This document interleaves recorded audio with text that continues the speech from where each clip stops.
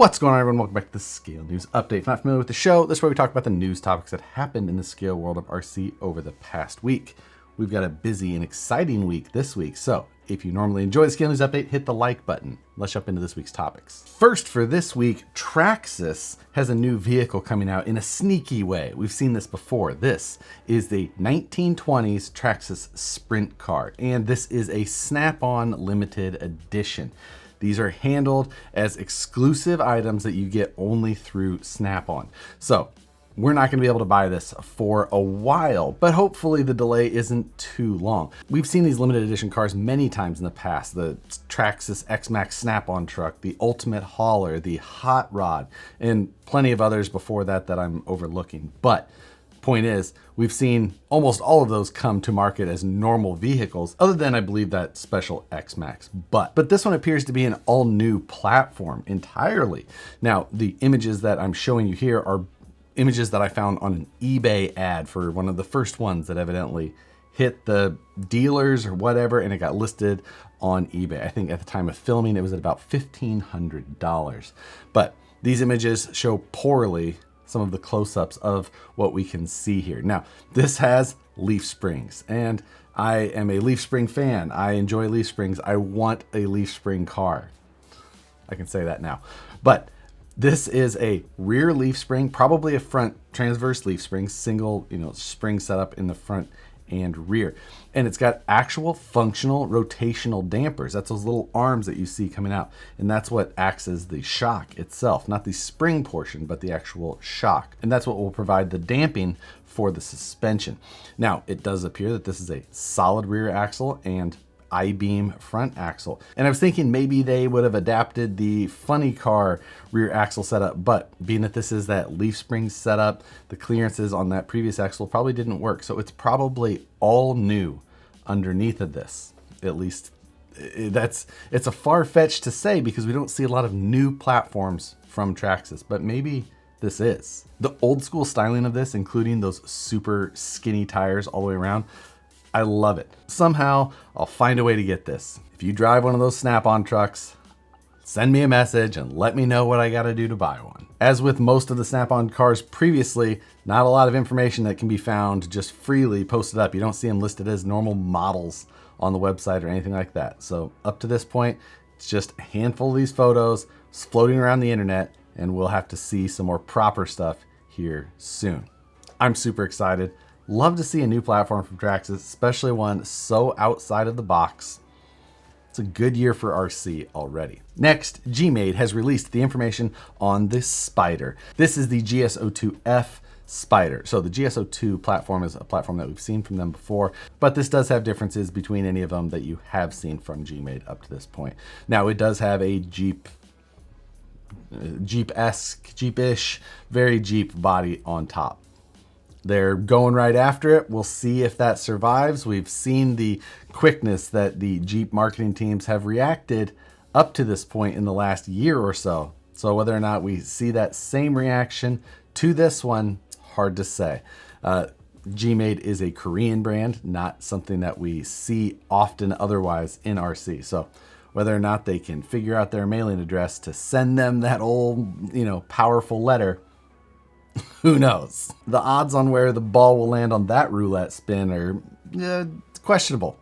And I'm very interested to see how that goes. But this got a little bit longer wheelbase than a standard. I believe it's closer to that 12.8 inch overall. It does have portals, the Jeep body. The chassis underneath, we do see a forward transverse mounted battery setup. It's got a 2-speed in it. The motor is all the way forward and up tall next to the servo, very similar to the Axial SCX 10.3 platform. The cost on this is $369 because this is a kit, not an RTR. So you will need to be assembling this yourself. Kit builders rejoice.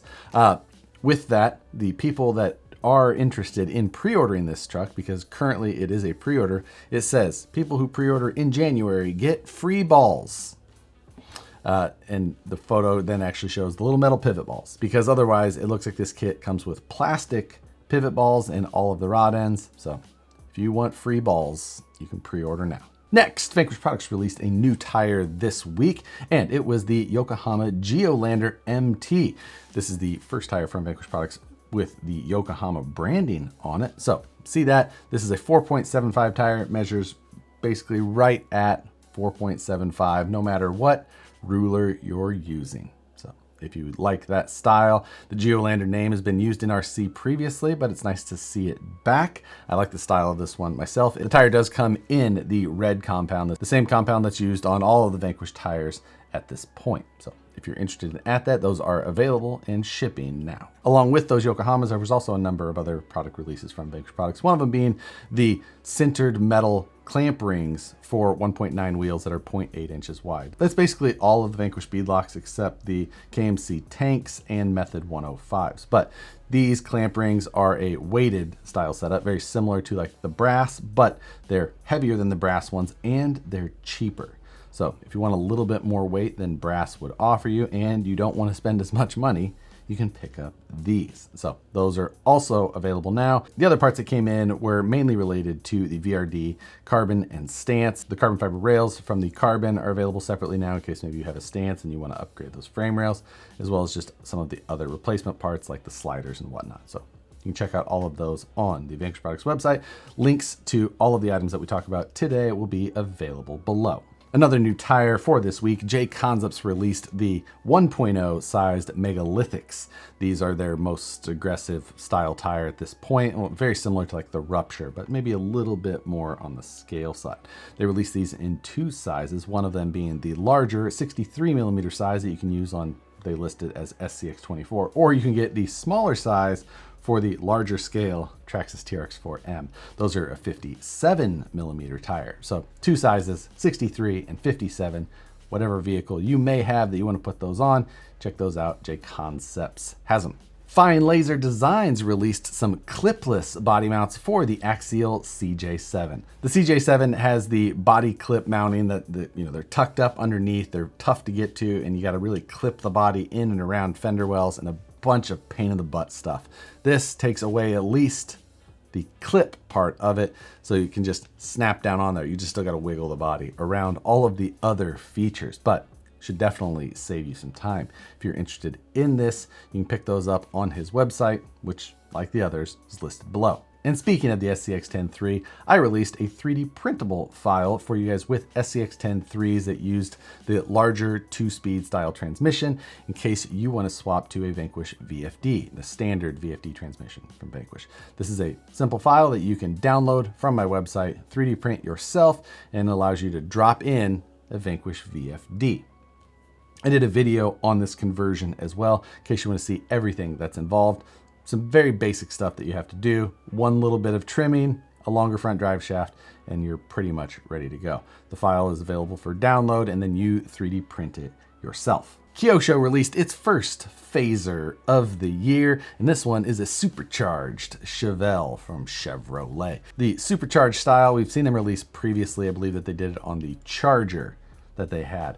This one now applied to the Chevelle, and this is their brushless ready set, or what they call a ready to run. So if you like that, it does still have body posts.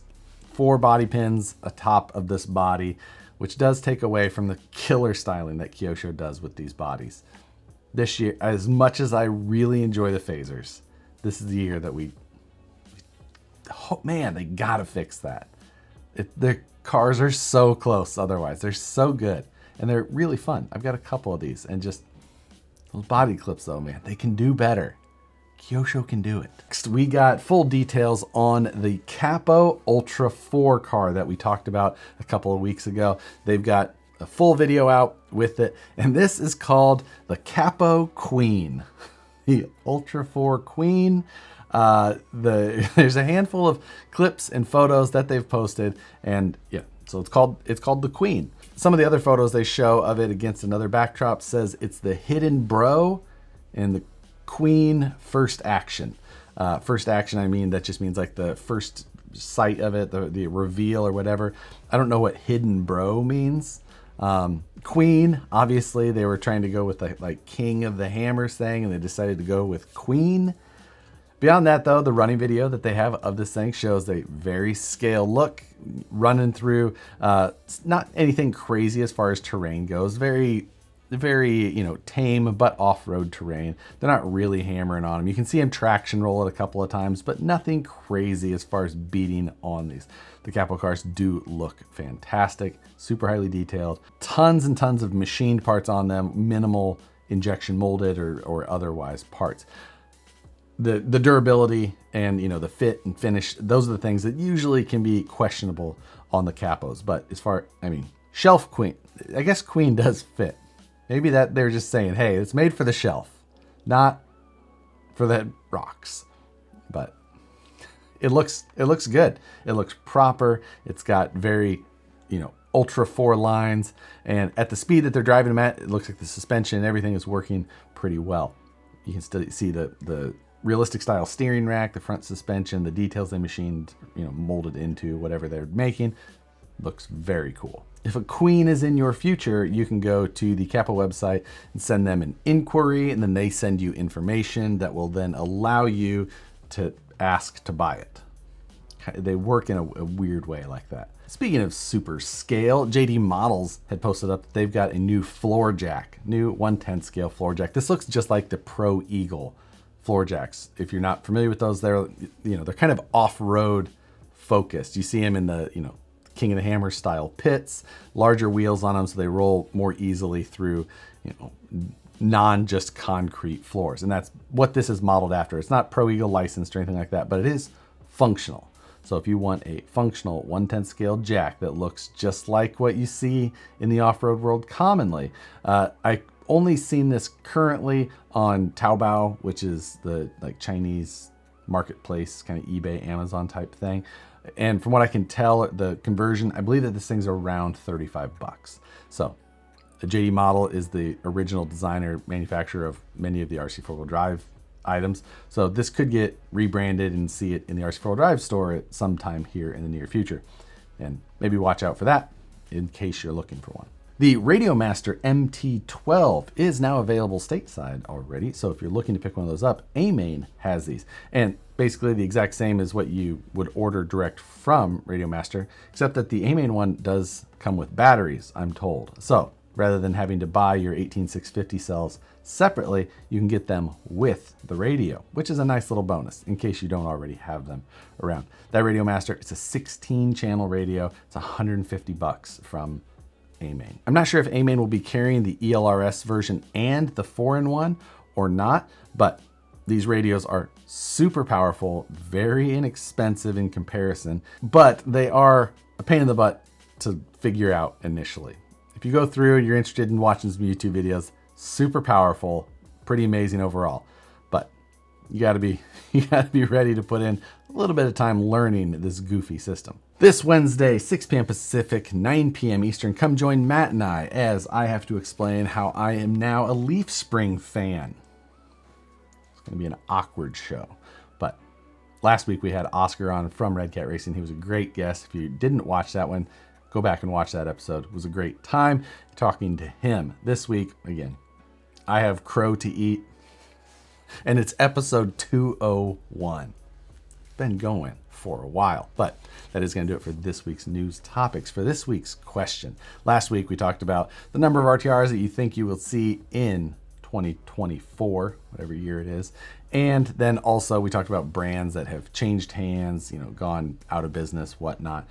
This week, kind of some of the topics we've talked about, these brands that are very detailed but maybe not super durable. If you had the option, you could, if the dollar amount was the same, would you pick a car that was a little bit more fragile but much more scale, or would you pick the option that sacrificed some scale for real durability? Will you modify your driving style to have that access to the much more scale appearance, or do you need the performance to be there and you need to make sure that things were designed in a way to allow that to happen? Be interested to hear what side of the fence everyone's on. I feel like this could divide the crowd. Maybe not 50-50, maybe more like 70-30, but that's my guess at least. So with that, as always, I appreciate you guys for watching the Scale News Update. Hit the like button if you enjoyed it. Subscribe if you're not already, and hit the notification bell so you see the videos as soon as they get uploaded. As always, thanks again for watching, and we'll see you on the next one.